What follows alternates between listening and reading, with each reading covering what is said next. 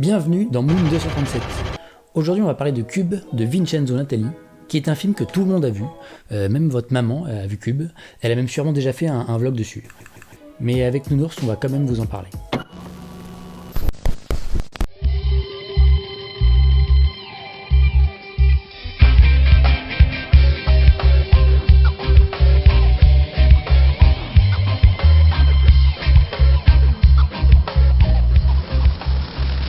The moon room. This is where everything happens, and none of it's real.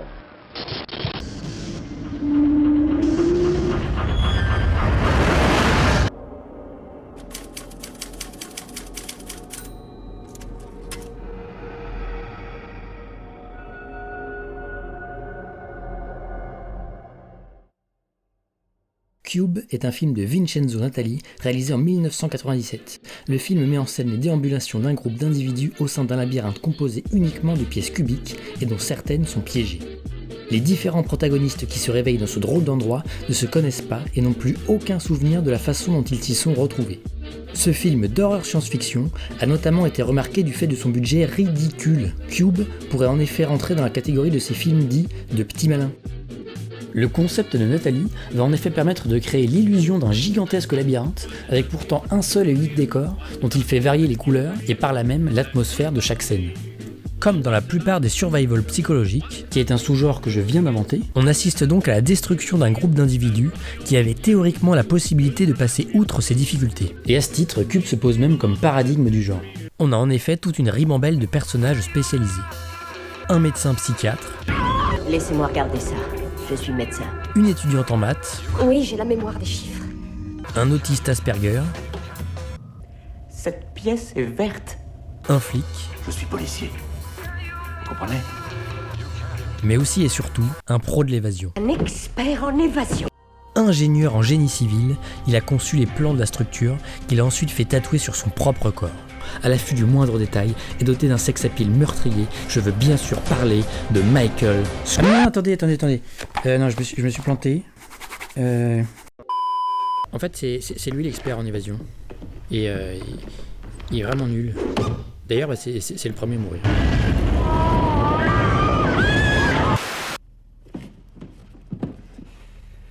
RS. Tu nous manques, Michael. Et il y a aussi ce type-là, mais je sais pas trop comment le caractériser. Je suis très banal. Je travaille tous les jours dans un bureau où je fais un travail de bureau sans intérêt. Ok, rien d'autre? Non, mais j'ai une belle collection de films pornographiques. Belle collection de films pornographiques. Ok, bah écoutez, c'est tout bon pour moi. C'est donc l'organisation entre ces différentes personnes placées dans une situation angoissante qui engendrera la perdition du groupe. Évidemment, le premier réflexe des personnages, et on peut le comprendre, c'est de trouver un responsable. Je veux savoir qui est le responsable. Mais aussi et surtout de trouver une explication à la situation dans laquelle ils se trouvent. À quoi sert le cube? Qui l'a construit? Et surtout, pourquoi sont-ils à l'intérieur? Autant de questions qui amènent des réponses tout à fait terrifiantes. Il n'y a que le gouvernement qui peut construire un truc aussi laid. Vous avez pas l'impression qu'on nous surveille? C'est extraterrestre. Vous vous souvenez de Scaramanga? Le méchant dans L'homme au pistolet d'or. Oui. Je suis persuadé que c'est le délire d'un homme riche. C'est ce que vous croyez?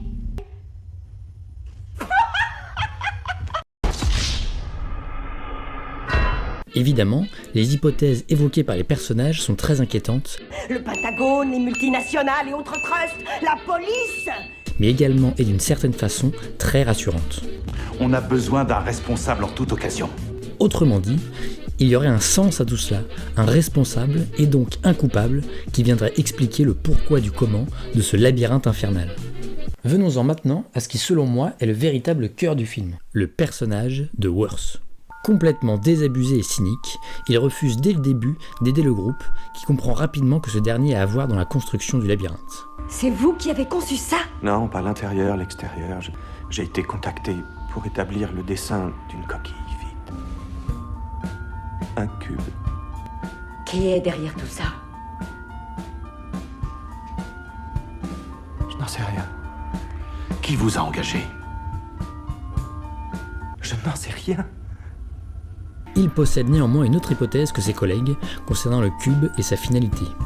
J'ai réfléchi et la seule conclusion à laquelle je parvienne, c'est qu'il n'y a personne qui mène tout ça. Il y a une personne qui a dit oui à cette chose. Quelle chose? Nous, on sait ce que c'est. On en sait plus que le commun des mortels. Je pense que certaines personnes ont dû être mises au courant avant d'être virées ou d'avoir rejeté cette chose. Mais si ce machin a un but précis, il a été mal compris ou alors ils l'ont égaré en chemin. Il s'agit d'un accident. Un projet public qui est passé à la trappe. Ce cube ne serait rien de plus qu'une sorte de monstre mutant né des déboires d'un système devenu complètement fou. Ce n'est qu'un impère. Vous avez pas l'impression qu'on nous surveille?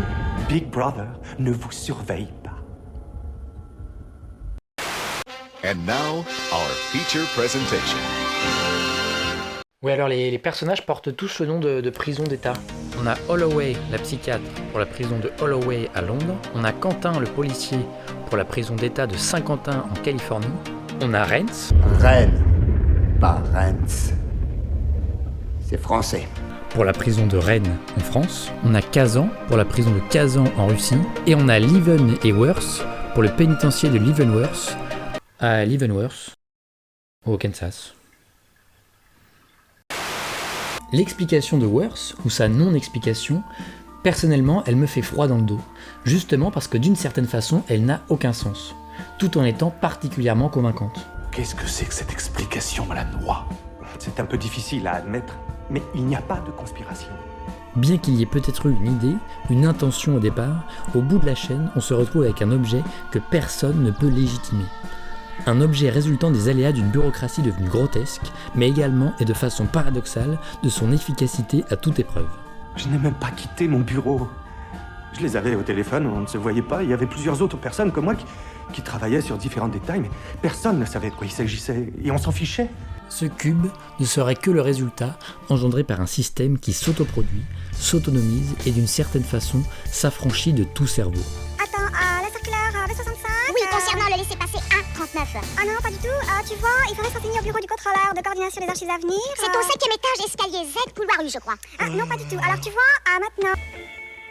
Alors c'est pire que ce que j'avais cru. Pas pire. C'est plus pathétique. Alors la question qu'on pourrait se poser évidemment, c'est Pourquoi mettre des humains dedans? Parce que c'est comme ça. Il faut l'utiliser ou alors admettre son inutilité. Mais c'est totalement inutile. l'important ce n'est pas la finalité de la chose, l'important, comme le dit Worth, c'est que tout le monde ait fait de l'excellent travail. Et c'est ainsi que peut se créer un cube insensé de 12 000 pièces de couleurs et de pièges mortels, découpant les gens en de petits cubes.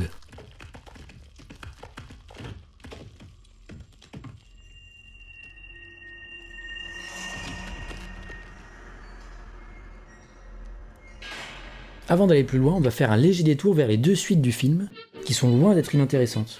Bon alors Cube 2 est vraiment pas un chef-d'œuvre, mais il a quand même cette idée un peu cool de placer son intrigue non plus dans un cube, mais dans un hypercube, qui est une figure géométrique impossible en 4 dimensions et qui permet au film de confronter ses personnages à des situations quantiques embarrassantes.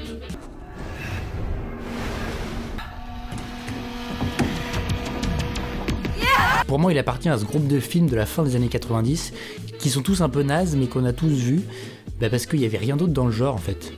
D'ailleurs, c'était l'époque où il fallait absolument qu'il y ait une dame en robe rouge dans les films d'horreur. Comment tu l'as trouvé? Qui ça?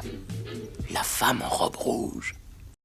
Le film a également le bon goût de troquer les superbes effets de maquillage du premier épisode pour des effets numériques qui étaient déjà problématiques à l'époque. Oh mon dieu! Oh non. Jerry! Je crois qu'il est mort. Je sais pas trop. Je dirais que oui. Je vais le chercher. Non mais t'es complètement folle. Laissez-moi, je l'aime.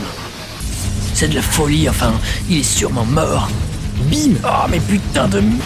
Cube Zero, qui clôt la trilogie, est un film que j'aime beaucoup, notamment dans son premier acte, que je trouve particulièrement réussi. Localisation sujet. Sujet localisé. En plus, il y a une petite ambiance premier confinement si vous le voyez aujourd'hui. Quelle est la dernière fois où tu te souviens avoir été dehors? La nuit dernière, j'ai rêvé que j'étais à la plage. Non, je veux dire réellement, être vraiment dehors, pas dans un rêve. Non, je me souviens pas. Je m'en souviens pas non plus. Cube Zero choisit de se concentrer sur des personnages qui sont bel et bien en train d'observer ceux qui sont en pleine galère dans le cube. Au secours! Sauf que, On se rend rapidement compte que les observateurs font eux-mêmes partie d'un système qu'ils ne maîtrisent absolument pas. On est juste des pouces-boutons. Il y a un objectif et il y a un plan. Je ne suis pas assez stupide pour penser qu'il n'y a pas de plan uniquement parce que je ne le comprends pas. Si Cube Zero n'est pas parfait, l'angle qu'il prend est vraiment intéressant et dans la continuité de ce qui pour moi était le véritable propos du premier film. Oh mon Dieu, c'est pas vrai. Qu'est-ce qu'il y a encore? Y a pas de formulaire de consentement.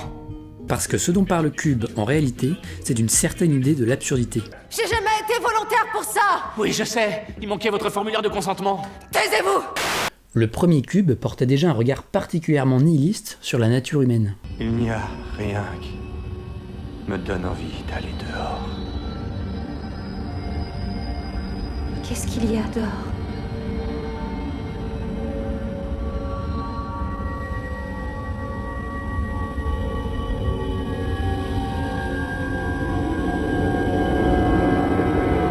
Une bêtise humaine illimitée. De ma team Shape, j'espère que vous allez bien, c'est Timo Chip, c'est un plaisir de vous parler aujourd'hui. Oui, on espère que tout le monde va bien. Un croque McDo. Dites-nous en commentaire ce que vous prenez au McDo. Tata! C'est une récompense que l'émission dessert aux meilleurs animateurs, acteurs, chanteurs et plein d'autres métiers qui finissent par heure. Et moi, ils m'ont décerné le prix du meilleur youtubeur.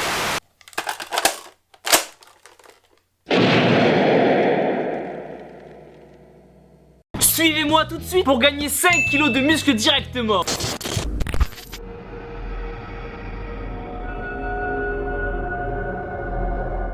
In den Richtlinien legten Sie fest, wie viele Leute in jeden Wagen hineinzufertigen seien. Stimmt das? Ich habe den Befehl gehabt, ob sie nun getötet wurden oder nicht, er musste durchgeführt werden. Er ist auf dem administrativen Wege erledigt worden. Ich habe... Oh, il s'agit d'une simple formalité administrative. C'est ça, une formalité administrative. Ich habe nur ein Teilchen dafür zu erledigen gehabt. Die anderen Teilchen, die notwendig waren, bis so ein Transport rollte, haben die verschiedenen anderen Stellen gehabt. Je n'ai même pas quitté mon bureau. Je les avais au téléphone, on ne se voyait pas. Il y avait plusieurs autres personnes comme moi qui travaillaient sur différents détails. Und daher bekam ich diese Angelegenheit zur weiteren Bearbeitung und habe sie als Übermittlungsstelle behandeln müssen.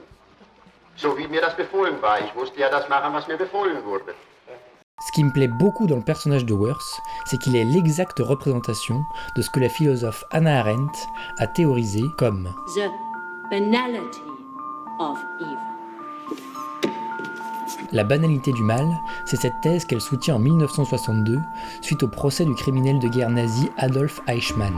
Elle va en effet défendre l'idée que le mal, l'horreur ou même l'abomination n'est pas le privilège des personnes mal intentionnées, des psychopathes ou plus simplement des méchants qui sont vilains. Et là où tout le monde voudrait voir en la personne d'Eichmann l'incarnation d'un mal absolu, elle n'y voit qu'un homme terriblement ordinaire, médiocre et pourvu d'aucune véritable mauvaise intention. Je faisais partie des SS. Ils se sont montrés les plus redoutables. Il n'en a pas l'air. C'est ça qui est étrange. Il n'est pas du tout effrayant. C'est un être médiocre. Eichmann n'est rien de plus qu'un fonctionnaire zélé, appliqué à son travail.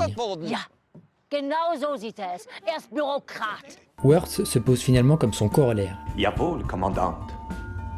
Il n'a rien de démoniaque, n'est pas même méchant, mais a contribué comme d'autres à la création de cet odieux objet. That he had only obeyed orders. This typical Nazi plea makes it clear that the greatest evil in the world is the evil committed by nobodies. Evil committed by men without motive, without convictions, without wicked hearts or demonic wills, by human beings who refuse to be persons. Le problème que rencontrent les personnages du film, c'est aussi ça, c'est-à-dire la difficulté à accepter que le monstre pleinement responsable et cause de leur malheur n'existe peut-être pas. Seigneur, si vous avez besoin d'un coupable, jetez-moi la pierre! Ou du moins, n'est pas aussi délimité qu'il le voudrait. Il n'y a pas de conspiration. Et pas de cerveau démoniaque. On a besoin d'un responsable en toute occasion. Vous cherchez toujours un coupable, Quentin? Si la bureaucratie est le moyen le plus rationnel que l'on connaisse pour exercer un contrôle impératif sur les êtres humains, c'est parce qu'elle nous prive de la capacité de penser. Tu sais, j'étais en train de penser... Eh ben arrête, pense pas. Et par conséquent, la capacité de penser le bien et le mal.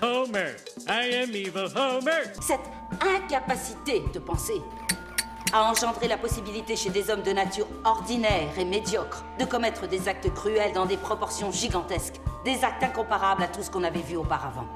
Je n'arrive plus à penser. Mais si, faites un effort.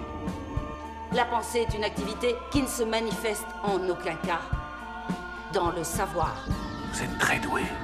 Ou dans la connaissance. Le don n'a rien à voir. J'ai une cervelle. Mais dans la capacité à distinguer le bien du mal. La dignité de l'abjection. Et je souhaite, de tout mon être, que la pensée donne à la plupart des êtres les moyens d'éviter la catastrophe dans ces très rares moments où on devine que tout peut s'effondrer. Merci à tous.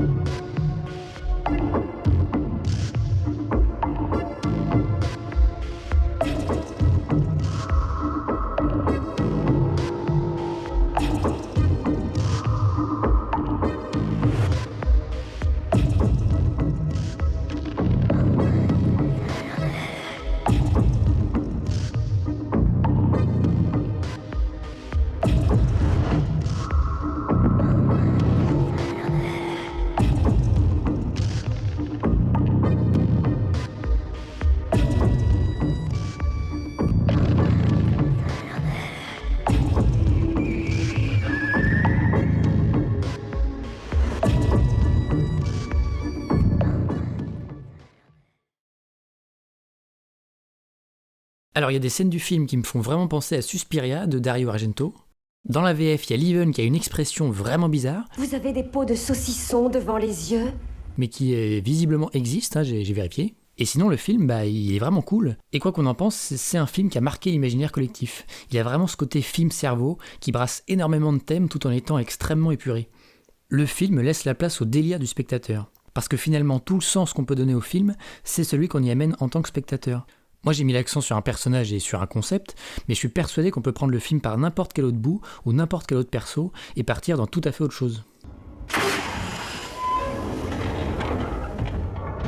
Voilà, c'était Moon 237. N'hésitez pas à me dire dans les commentaires quelle est votre marque de céréales préférée, et à très bientôt. Vous devez avoir en tête que ce que vous avez en face de vous. C'est ça le vrai défi. Vous devez réussir à vous sauver de vous-même.